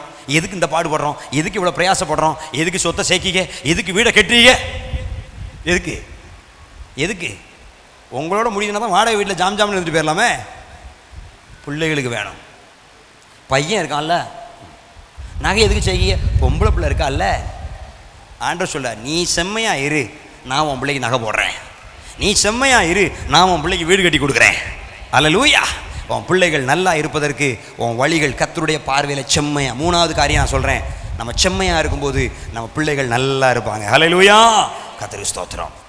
நாலாவது காரியம், ஏதோ ஒரு கிறிஸ்தவ வாழ்க்கை வாழ்றோம், தெரிஞ்சோ தெரியாமலோ கர்த்தருடைய கோபம் ஏதோ நம்ம மேலே இருக்குமானால், இன்னைக்கு சபைக்கு வந்த நீங்கள் என் பிரசங்கத்தை கேட்டு சரி பாஸ்டர் இனிமே நான் செம்மையாக வாழ போகிறேன்னு தீர்மானம் எடுத்துகிட்டு வெளியே போனீங்கன்னா கொஞ்சம் கொஞ்சம் ஏதாவது கர்த்தருக்கு உங்கள் மேலே அசக்க பசக்க வருத்தம் இருக்குமானால் அந்த கோபம் அப்படியே மறைஞ்சு போயிருமா? எப்படி? ஒரு சின்ன வருத்தம் இருக்குது, இந்த விஷயத்தில் இவ்வளோ மட்டும் நம்ப முடியாது, நல்ல ஜெபம் பண்ணுவா, நல்ல காணி கொடுப்பா, எல்லாம் செய்வா, தெருவில் பைப்பில் தண்ணி பிடிக்கும் போது கூட கண்டமணி பேசிடுவா, வாயை அடக்கவே முடியாது அப்படின்னு ஒரு மன வருத்தம் ஆண்டவருக்கு உங்கள் மேலே இருக்குமானால் இன்றைக்கி ஒரு தீர்மானம் எடுக்கணும். சரி ஆண்டவரே, நான் செம்மையாக இருக்க போகிறேன், நீதி எதுவோ அதை நான் நிறைவேற்றுவேன் தீர்மானம் எடுத்துகிட்டு நீங்கள் வெளியே போனால் ஆண்டவர் சொல்ல உங்கள் மேலே இருக்கிற கோபம் அப்படி என்ன செஞ்சிடும்? மாறி போய்விடும். சபிக்கப்பட்ட பொருளில் ஒன்றும் உன் கையில் இருக்க வேண்டாம். நான் இன்று உனக்கு கற்பிக்கிற உன் தேவனாகிய கர்த்தரின் கற்பனைகளை எல்லாம் நீ கை கொண்டு உன் தேவனாகிய கர்த்தருடைய பார்வைக்கு செம்மையாதை செய்யும்படி அவர் சத்தத்திற்கு செவி கொடுப்பாயானால். 18ஆம் வசனம், கர்த்தர் தமது கோபத்தின் உக்கிரத்தை விட்டு திரும்பி உனக்கு தயை செய்து உனக்கு இறங்கி அவர் உன் பிதாக்களுக்கு ஆணையிட்டபடி உன்னை விருத்தி அடைய பண்ணுவார். அல்லேலூயா. ஸ்தோத்திரம். 13, 17, 18. 13, 17, 18. உபாகமம் பாருங்கள், ஆண்டவர் சொல்றார், கோபத்தை விட்டு நான் திரும்புவேன், உன் மேலே இரக்கமாக இருப்பேன், உருக்கமாக இருப்பேன், உன்னை விருத்தி அடைய செய்வேன். அல்லேலூயா, ஸ்தோத்திரம். 4வது காரியம், கர்த்தருடைய கோபம் நம்மளை விட்டு என்ன செஞ்சிடும்? திரும்பிடும். ஸ்தோத்திரம். 5வது நான் உன்னை சொல்லி முடிக்க விரும்புகிறேன். ஒரு விஷயம் இன்னும் விசுவாசிகளை பாதிக்கக்கூடியதாக இருக்கிறது. நான் பயமுறுத்துறதுக்காக சொல்ல நினைக்காதீங்க. இரத்தப்பழி அப்படின்னு சொல்லி ஒன்று இருக்குங்க. இரத்தப்பழி அப்படின்னு ஒன்று இருக்குது. இதை நீங்கள் தான் செஞ்சுருக்கணுங்கிற அவசியம் இல்லை. உங்கள் பெற்றோரோ உங்கள் பெற்றோருக்கு பெற்றோரோ கூட காரணமில்லாமல் மனித இரத்தத்தை சிந்தியிருப்பாங்கன்னா அந்த சாபம் 3ஆம் 4ஆம் தலைமுறை வரைக்கும் உங்களை உரிமை கொண்டாடி பின்தொடர்வதற்கு என்ன இருக்குது? வாய்ப்பு இருக்குது. ஆமாம். நான் கடந்த நாட்களில் கொக்கரோ குளத்தில் ஒரு குடும்பத்திற்கு குழந்தை இல்லைன்னு ஜெபம் பண்ண வந்தாங்க. அவர் ஒரு ஒரு அந்த அந்த வீட்டுக்காரர் சர்ச்சுக்கு வர மாட்டார், அந்த அம்மா தான் சர்ச்சுக்கு வருவாங்க. அவர் வந்து இந்த சங்க இந்த போக்குவரத்து சங்கத்தில் ஒரு தலைவர், ஒரு கட்சிக்கு அவர் தலைவராக இருக்கார். ஒரு பெரிய ஆள், ரொம்ப வந்தவாக இருப்பார், முரட்ட ஆள். அவர் சர்ச்சுக்கு வரமாட்டார், அந்த அம்மா மட்டும் சர்ச்சுக்கு வரும். பல வருஷங்களாக குழந்தை இல்லை. அவங்க ஜெபம் பண்ண வந்தாங்க. அப்போ வீட்டுக்கு வாங்கன்னு சொன்னாங்க. நானும் என் மனைவியும் அவங்களுக்காக ஜெபம் பண்ண போயிருந்தோம். அப்போ விசுவாசிகள் வீட்டில் ஜெபம் நடக்குது. ஜெபம் நடந்துகிட்டு இருக்கும்போது ஆண்டவர் ஒரு காரியத்தை எனக்கு உணர்த்தினார். அந்த விஷயத்தை வெளியே சொல்ல முடியாது, எல்லாரையும் வச்சுட்டு பேச முடியாது. அதனால் ஜெபம்லாம் முடிஞ்சதுக்கப்புறம் ஆட்சியை 2 பேர் தனியாக கூட்டிக்கிட்டு ஒரு ரூமில் போய், இதுக்கு துணைக்கு நீ வா, சொல்ல போகிற மேட்ரு சீரியஸாக டபார்னு அடிச்சிடக்கூடாது, அந்த ஆள் ஒரு மாதிரி முரடாக இருக்கார் அப்படின்னு உதவிக்கு என் மனைவியும் கூட்டிக்கிட்டு அந்த ரூமுக்குள்ளே போனோம். கவனிக்கல பிரதர்? இந்த ரூமுக்குள்ளே போய் நான் அவர்கிட்ட சொன்னேன், பிரதர் நான் இப்படி ஜெபம் பண்ணும்போது நீங்களோ உங்கள் அப்பாவோ மனித இரத்தத்தை சிந்திருக்கீங்க, அந்த இரத்தப்பழி உங்கள் மேலே போராடிக்கிட்டு இருக்குது. இப்போ உங்களுக்கு குழந்தை பிறந்தா ஏண்டா இந்த குழந்தை பிறந்ததுன்னு அந்த குழந்தைய குறித்து நீங்கள் என்ன செய்ய வேண்டியிருக்கும்? கதற வேண்டியிருக்கும். அதனால் இந்த இரத்தப்பழி நீங்கி நீங்கள் குழந்தைய பெற்றுக்கிட்டீங்கன்னா கர்த்தர் உங்களுக்கு கொடுப்பாரு, அப்போ உங்களுக்கு ஆசீர்வாதமாக இருக்கும் அப்படின்னு நான் சொன்னேன். அந்த சிஸ்டர் கதறிட்டு சொன்னாங்க, பாஸ்டர் இவங்க தங்கச்சிக்கு ஒரு குழந்தை பிறந்து 15 வருஷம் ஆச்சு, வாய் பேசாது, கை கால் விளங்காது, படுத்த படிக்கையில் எல்லாம் போயிட்டு இருக்குது. இந்த குழந்தை ஏன் பிறந்தது நீங்கள் சொல்கிற மாதிரியே அவங்க கஷ்டப்பட்டுட்டு இருக்காங்க. இந்த ஆளுடைய அக்கா தங்கச்சியான்னு தெரியல. எனக்கு ஒரு நிமிஷம், அப்படியா? உங்களுக்கு குழந்தை பிறந்தாலும் அதான் நிலைமை. இந்த இரத்தப்பழியோடு அந்த குழந்தை நமக்கு வேண்டாம், அந்த இரத்தப்பழி நீங்கும்படி செய்யுங்க அப்படின்னு சொன்னேன். அந்த ஆளை பார்த்து நான் சொல்கிறேன், கொலை செஞ்சுருக்கேன் நீனு, போலீஸுக்கு தெரியாமல் இருக்கலாம், கர்த்தர் சொல்கிறாரு, உண்மைதானா? அந்த ஆள் என்ன அடிப்பான்னு பார்த்தேம்மா, என் மனைவி மெல்ல சொல்லுங்க, கொலை ரத்தம்லாம் சொல்கிறீங்க. அந்த ஆள் பதிலே பேசலைங்க, நான் பதிலே பேசலை, அப்படியே நின்னார். முழங்கால் போடுங்க, இன்றைக்கி நான் ஜெபம் பண்ணுறேன், கர்த்தர் உங்களை விட்டு தூர விளக்குவார், அப்புறம் நீங்கள் விடுதலையாகி கர்த்தர் உங்களுக்கு குழந்தைய தருவார். ஜெபம் பண்ணோம். ஸ்தோத்திரம். வருஷம் ஒரு 1.5 வருஷம் தான் இருக்கும். ஆண்டவர் ஒரு அழகான பொம்பளை பிள்ளையை கொடுத்தாரு. நான் தான் அந்த பிள்ளைக்கு மகிமா என்று பேர் வைத்தேன். ஆமாம், இன்றைக்கி அவள் சபைக்குள்ளே உருண்டுக்கிட்டு பண்ணுற சாட்டை கடுமையாக இருக்குது. ஹல்லேலூயா. ஆமாம், கர்த்தர் செம்மையாய் வாழுகிறவர்களை நம்மளுக்கு தெரியாமல் சில இரத்தப்பழி நம்ம மேலே பலன் செய்து கொண்டிருக்குமானால் அந்த இரத்தப்பழியை நம்மளை விட்டு விலக்கி போடுகிற தேவராக இருக்கிறார். ஹல்லேலூயா. நிறைய பேருக்கு தெரிலங்க. நாங்கள் நல்ல விசுவாசியாக இருக்கோம் பாஸ்டர், நல்லா கொடுக்குறோம், நல்லா ஜெபிக்கிறோம், நல்லா காத்துறது, ஆனாலும் இந்த ஒரு பிரச்சனை ஏனே தெரில, இது எங்களை நெருக்குது, எங்களை பாடாப்படுத்துது, எங்களை இந்த கஷ்டப்படுத்துது, ஏனே தெரில. நான் உடனே இதுதான் இரத்தப்பழி அப்படின்னு உங்களை பயமுறுத்த விரும்பலை. ஒருவேளை முன்னோர்களுடைய பாவ சாபம் அவைகள் ரட்சிக்கப்பட்டதனால் மாறுவதில்லை, நீங்கள் கிளைம் பண்ணி கேன்சல் பண்ணுவதனால் அவைகள் உங்களை விட்டு விலகக்கூடியதாக இருக்கிறது. அவைகளை கிளைம் பண்ணி கேன்சல் பண்ணும்போது, ஏன்னா நீங்கள் கிளைம் பண்ணி கேன்சல் பண்ணாட்டா ஸ்தோத்திரம், பிசாசு அதை உங்கள் வாழ்க்கையில் நிறைவேற்றுவதற்கு இன்னொரு சைட்லேருந்து என்ன பண்ணிகிட்டே இருப்பான்? பேலன்ஸ் செய்து கொண்டே இருப்பான். கர்த்தருடைய வாக்குத்தத்தங்களெல்லாம் செக் மாதிரி தான் இருக்குது. கர்த்தருடைய வாக்குத்தத்தம், உன்னை ஆசீர்வதிப்பேன், உன்னை குணமாக்குவேன், உன்னை உயர்த்துவேன், உனக்கு நன்மை செய்வேன் அப்படின்னு வாக்கு கொடுக்குறாரு பாருங்க. அந்த வாக்குத்தத்தங்கள்லாம் என்ன மாதிரி இருக்குது? செக் மாதிரி இருக்குது. அது செக்கை வச்சு நீ கடையில் போய் ஒரு ஜாமான் வாங்க முடியாது. அதை கர்த்தருடைய ஆலயத்தில் கொண்டு வந்து வச்சு ஜெபம் பண்ணணும். எப்படி செக்கை கொண்டு போய் பேங்க்கில் போய் கேஷாக மாற்றணுமோ அது மாதிரி கர்த்தருடைய வாக்குத்தத்தங்களை எல்லாம் உங்கள் வாழ்க்கையில் ஆலயத்தில் வச்சு சொல்லி ஜெப நேரத்தில் ஜெபிக்க பேங்க்கில் செக்கு கேஷாக மாறுற மாதிரி கர்த்தருடைய சமூகத்திலே வாக்குத்தத்தங்கள் எல்லாம் நிஜமாய் மாற ஆரம்பிக்கும். அல்லேலூயா. அப்படி மாறாட்டா செக்காவே இருக்கும். நீ இன்னும் ஜெபிச்சுக்கிட்டே இருப்பேன், செக்கு மாடு மாதிரி சுற்றி வருவேன். 5 வருஷம் சபைக்கு வரேன், 10 வருஷம் சபைக்கு வரேன், பிரச்சனை தீர மாட்டேங்க, செக்கை மாற்று. வாக்குத்தத்தம் உண்மைதான். ஆண்டவர் இப்படிலாம் பேசுறாரு, அப்படிலாம் பேசுறா, ஒண்ணுமே நடக்க மாட்டேங்க பாஸ். நடக்காது. உன் பிரச்சனை வேற. செக்க கேஷா மாத்து, அப்புறம் நீ எந்த கடையிலையும் ஏறி இறங்கலாம். உன் பிரச்சனை தேரும், உனக்கு ஒரு சந்தோஷமான காலம் பிறக்கும். எத்தனை பேருக்கு புரியுது? இந்த வசனத்தை எடுத்து யாராவது ஒருத்தர் வாசிக்கிங்களா? ஸ்தோத்திரம். உபாகமம் 21:9 போடுங்க பிரதர். 21:9. உபாகமம் 21:9. இப்படி கர்த்தரின் பார்வைக்கு செம்மையானதை நீ செய்வாயாகில் குற்றமில்லாத இரத்த பழியை உன் நடுவிலிருந்து விலக்கி.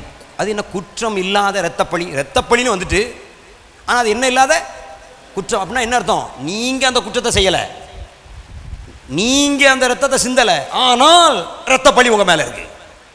அது உங்க வாழ்க்கையை கெடுத்துக்கிட்டு இருக்குது. அது ஒரு பிரச்சனையை உண்டாக்கிக்கிட்டு இருக்குது. எவ்வளவு ஜெபம் பண்ணாலும் குறிப்பிட்ட காரியம் மட்டும் உங்களுக்கு நடக்க மாட்டேங்குது. நான் சொல்றேன், குற்றம் இல்லாத இரத்த பழி. நான் ஒன்றும் செய்ய, நீ ஒன்றும் செய்ய வேண்டாம். உங்க அப்பன் குறைஞ்சவனா? உங்க அப்பனுக்கு அப்பன் குறைஞ்சவனா? அவன் பண்ண சேட்டை இன்னைக்கு நம்ம கடந்து கஷ்டப்பட வேண்டியிருக்கு. நம்ம பண்ற நல்லது நம்ம பிள்ளைகளுக்கு நல்லதா முடியுதுல்ல? அப்போ அவங்க பண்ண அக்கிரமம் நம்மளை பாதிக்கிறதுக்கு வாய்ப்பு இருக்கா இல்லையா? இருக்கா இல்லையா? இருக்கு. அவைகளை கேன்சல் பண்ணி ஜெபிக்கும் போது, அவைகளின் மேல் ஜெயம் எடுப்பதற்கு உங்களை செம்மையானவர்களாய் மாற்றிக்கொள்ளும் போது வேதம் சொல்லுகிறது, குற்றம் இல்லாத இரத்த பழியை நான் உங்களை விட்டு விலைக்கு போடுவேன். அல்லேலூயா, ஸ்தோத்திரம். உங்கள் வாழ்க்கையில் அப்படிப்பட்ட காரியங்கள் இருக்குமானால் கர்த்தர் உங்களுக்கு உதவி செய்ய விரும்புகிறார். நான் சொல்கிறேன், அப்படிப்பட்ட செம்மையானவர்கள் அதிகாலையிலே அவர்கள் தேசத்தை ஆண்டு கொள்வார்கள். பூமியின் குடிகளை கர்த்தரின் பக்கமாய் திருப்பிக் கொள்வார்கள், இழுத்துக் கொள்வார்கள், ஆளுகை செய்வார்கள். உங்களுக்கு தெரியுமா, ஆதாம் ஏவாளை உருவாக்கி ஏதேன் தோட்டத்தில் வைக்கும்போது ஆளுகை செய்வதற்காக தான் கர்த்தர் உண்டாக்கி வைத்தார். ஆனால் அவர்களோ பிசாசினால் ஆளப்படுகிறவர்களாய் மாறி போனார்கள். இந்த சபைக்கு நீங்க வரும்போது அடிமையா வந்திருக்கலாம், ஆனா ஆண்டவர் உங்களை ஆளுவதற்காக உருவாக்கி கொண்டிருக்கிறார். நீங்கள் ஜாதி ஜனங்களை ஆளுகை செய்ய வேண்டும். வியாதியின் மேல உங்களுக்கு ஆளுகை இருக்க வேண்டும், பிசாசின் மேல ஆளுகை இருக்க வேண்டும், பாவங்களின் மேல உங்களுக்கு ஒரு ஆளுகை இருக்க வேண்டும். அப்போஸ்தல சபையில ஒரு விசுவாசியவும் பாவம் ஆளக்கூடாது. அப்போஸ்தல சபையின் விசுவாசி பாவத்தை ஆளுகை செய்ய வேண்டும். எத்தனை பேர் ஆமென் சொல்றீங்க? ஆமா, அப்போஸ்தல சபை விசுவாசிய வியாதி ஆளுகை செய்யக்கூடாது. நீங்க வியாதியின் மேல என்ன செய்ய வேண்டும்? ஆளுகை செய்ய வேண்டும். வேதம் சொல்லுது, செம்மையானவர்களாய் மாறிப்பாரு, நீங்க ஆளுகை செய்வீர்கள். அல்லேலூயா. நீங்க செம்மையானவர்களாய் மாறி பாருங்கள், நீங்கள் ஆளுகை செய்வீர்கள். கர்த்தருடைய சமூகத்தில் அப்படி எழுப்பி நிற்போமா? It's not easy to become an upright person in 1 minute or 1 second. ஒரு நொடியில, ஒரு நிமிஷத்துல செம்மையானவர்களாய் மாறுவது என்பது அவ்வளவு லேசான காரியம் இல்லை. ஆண்டவரே, இதுவரைக்கும் என்னை நடத்தி வந்த கர்த்தர் இனிமேலும் என்னை நடத்த வேண்டும் ஆண்டவரே. எனக்கு அந்த காரியத்தில் உதவி செய்ய வேண்டும் ஆண்டவரே. ஹல்லேலூயா, ஹல்லேலூயா, ஹல்லேலூயா. இயேசுவே, ஹல்லேலூயா. உம் அன்பல்லவோ, உம் கிருபை அல்லவோ, உம் பாசம் அல்லவோ, உம் நேசம் அல்லவோ, உம் அன்பல்லவோ, உம் கிருபை அல்லவோ, உம் பாசம் அல்லவோ, உம் நேசம் அல்லவோ. இதுவரை என்னை நடத்தினீரே, இனிமேலும் என்னை நடத்துவீரே. சொல்லுவோமா? இதுவரை என்னை நடத்தினீரே, இனிமேலும் என்னை நடத்திடுமே. உம் அன்பல்லவோ, உம் கிருபை அல்லவோ, உம் பாசம் அல்லவோ, உம் நேசம் அல்லவோ, உம் அன்பல்லவோ, உம் கிருபை அல்லவோ, உம் பாசம் அல்லவோ, உம் நேசம் அல்லவோ. இதுவரை என்னை நடத்தினீரே, இனிமேலும் என்னை நடத்திடுமே. இதுவரை என்னை நடத்தினீரே, இனிமேலும் என்னை நடத்திடுமே. ஒப்பு கொடுங்க ஆண்டவருக்கு. ஆண்டவரே, இம்மட்டும் என்னை செம்மையானவனாய் மாத்திருக்கீங்க. ரட்சிக்கப்படுறதுக்கு முன்னாடி நான் எவ்வளவோ மோசமா இருந்தேன், ஆனா இப்போது என்னை எவ்வளவோ செம்மையாய் மாற்றின கர்த்தர் இன்னும் நீங்க விரும்புகிறபடி என்னை ஒரு நீதிமானாய், என்னை ஒரு செம்மையானவனாய் மாற்றுவீராக. தத்தி தத்தி நான் நடந்தேனே, தாங்கி என்னை நடத்தினீரே. தள்ளாடி நான் நடந்தேனே, தயவா என்னை நடத்தினீரே. சொல்வோமா? தத்தி தத்தி நான் நடந்தேனே, தாங்கி என்னை நடத்தினீரே. தள்ளாடி நான் நடந்தேனே, தயவா என்னை நடத்தினீரே. உம் அன்பல்லவோ, உம் கிருபை அல்லவோ, உம் பாசம் அல்லவோ, உம் நேசம் அல்லவோ. உம் அன்பல்லவோ, உம் கிருபை அல்லவோ, உம் பாசம் அல்லவோ, உம் நேசம் அல்லவோ. இதுவரை என்னை நடத்தினீரே, இனிமேலும் என்னை நடத்துவீரே. இதுவரை என்னை நடத்தினீரே, இனிமேலும் என்னை நடத்துவீரே. பெயர் தெரியாமல் கிடந்தேனே, பிரபலமாக்கி மகிழ்ந்தீரே. மூலையில் முடங்கி கிடந்தேனே, உபயோகமாக மாற்றினீரே. பெயர் தெரியாமல் கிடந்தேனே, பிரபலமாக்கி மகிழ்ந்தீரே. மூலையில் முடங்கி கிடந்தேனே, உபயோகமாக மாற்றினீரே. உம் அன்பல்லவோ, உம் கிருபை அல்லவோ, உம் பாசம் அல்லவோ, உம் நேசம் அல்ல. சொல்லுவோமா? அன்பல்லவோ, உம் கிருபை அல்லவோ, உம்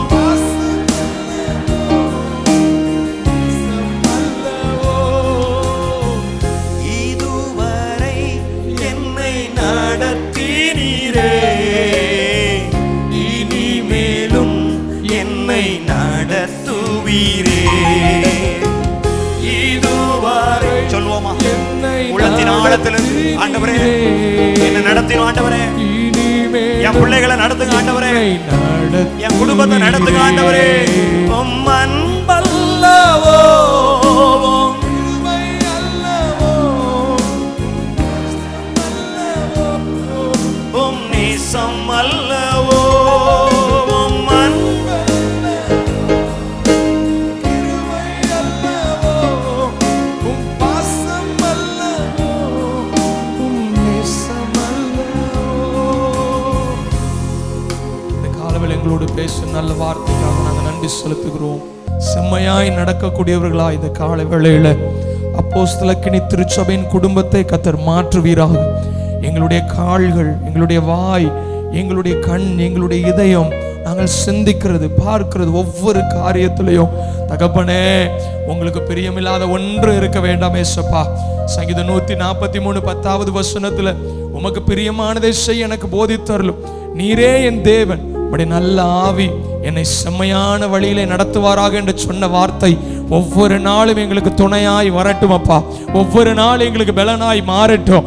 நாங்கள் விரும்பினாலும் பாவத்திற்கு நேராய் போக முடியாதபடி தேவனுடைய பிரசன்னம் எங்களை ஆட்கொண்டு, தேவனுடைய அபிஷேகம் எங்களை ஆட்கொண்டு, தேவனுடைய வார்த்தை எங்களை ஆட்கொண்டு நடத்துவதாக. செம்மையானவர்களுக்கு இருளிலே வெளிச்சம் உதிக்கும் என்று சொல்லி இருக்கிறதே. கேட்ட நல்ல வார்த்தைகளுக்காக நாங்கள் நன்றி செலுத்துகிறோம். எங்களை பார்க்கிற ஜனங்கள் எங்களுக்குள் தேவ நீதியை காணட்டும் அப்பா. நீங்க அப்படி எங்களை மாற்றுவதற்காக ஸ்தோத்திரம். எங்கள் மத்தியில் வந்து ஊழியம் செய்த பாஸ்டர் பிரவீன் அவர்களை இன்னும் வல்லமையாக எடுத்து பயன்படுத்துவீரா. அவர்கள் மூலம் திருநெல்வேலி பட்டணத்தில் இருக்கிற அத்தனை கிராமங்களும் அசைக்கப்படட்டும். எழுப்புதலுக்குரிய தேவதாசராய் கத்தர் மகனை வைத்திருப்பதற்காக நன்றி. ஆசீர்வதியும் கிருபை கூட இருக்கட்டும். தொடர்ந்து கத்தருக்காக நாங்கள் எளிமை பிரகாசிக்க உதவி செய்யும். கத்தருடைய வல்லமையில பிரசன்னத்துக்கு ஒப்பு கொடுக்கிறோம். இயேசுவின் வல்லமையில நாமத்தினால் எங்களை தாழ்த்துமை உயர்த்தி ஜெயம் எடுத்து ஜெபிக்கிறோம். ஜீவனுள்ள நல்ல அருமை பிதாவே, நம்மளை இணைந்து சொல்வோம். என் ஆத்துமாவே கர்த்தரை ஸ்தோத்திரி, என் முழுவதும் பரிசுத்த நாமத்தை ஸ்தோத்திரி. என் ஆத்துமாவே கர்த்தரை ஸ்தோத்திரி, கர்த்தர் செய்த சகல உபகாரங்களை மறவா. ஆமென். நம்முடைய கர்த்தராகிய இயேசு கிறிஸ்துவினுடைய கிருபை, பிதாவாகிய தேவனுடைய அன்பு, பரிசுத்தாவினுடைய ஐக்கியம் இப்பொழுதும் எப்பொழுதும் சதா காலங்களும் நம் அனைவரோடு கூட இருப்பதாக. கரங்களை வைத்து சொல்வோம். ஹல்லேலூயா, ஹல்லேலூயா. ஜெபம் ஜெபம் துதி துதி ஆராதனை ஆராதனை புதுப்பாடல் புதுப்பாடல் யுத்தம் யுத்தம் எழுப்புதல் எழுப்புதல் உத்தரவாதம் உத்தரவாதம் ஐக்கியம் ஐக்கியம் ஐக்கியம். நம் சபை நிகழ்வுகள். கிருபையில் களிகூறுவோம். திங்கள் முதல் சனிக்கிழமை வரை காலை 5:30 மணி முதல் 6:30 மணி வரை. முழங்கால் யுத்தம். திங்கள் முதல் வெள்ளிக்கிழமை வரை காலை 10 மணி முதல் 12 மணி வரை. வாலிப பெண்கள் கூடுகை 2ஆம் சனிக்கிழமை மாலை 5:30 மணி முதல் இரவு 7:30 மணி வரை. பெண்கள் ஐக்கியம் 4ஆம் சனிக்கிழமை காலை 10 மணி முதல் மதியம் 1 மணி வரை. இயேசுவோடு 1 மணி நேரம் திங்கள் முதல் வெள்ளிக்கிழமை வரை மாலை 7 மணி முதல் இரவு 8 மணி வரை. நானும் என் வீட்டாரும் குடும்ப ஆசீர்வாத கூடுகை செவ்வாய்க்கிழமை தோறும் மாலை 7 மணி முதல் இரவு 8:30 மணி வரை. யாக்கோபின் யுத்தம் ஆண்கள் ஐக்கியம் புதன்கிழமை தோறும் இரவு 10 மணிக்கு. தீமோத்தேயு வாலிப ஐக்கியம் 2வது சனிக்கிழமை மாலை 5:30 மணி முதல் 7:30 மணி வரை. வேத பாடக்கூடுகை புதன்கிழமை தோறும் மாலை 7 மணிக்கு. பெருமீச்சு இரவு ஜெபம் 2ஆம் வெள்ளிக்கிழமை இரவு 10 மணிக்கு. எக்காலம் 12 மணி நேரம் துதி ஆராதனை தினமும் காலை 8 மணி முதல் இரவு 8 மணி வரை. ஞாயிறு ஆராதனை காலை 9 மணிக்கு. உபவாச ஜெபம் முதல் சனிக்கிழமை காலை 9 மணிக்கு. இயேசுவை உயர்த்துவோம் மாதத்தின் முதல் சனிக்கிழமை மாலை 6:30 மணிக்கு. 24 மணி நேர ஜெப உதவிக்கு அழைக்க வேண்டிய அலைபேசி எண் 9500373818. தொலைபேசி எண் 0461 231032.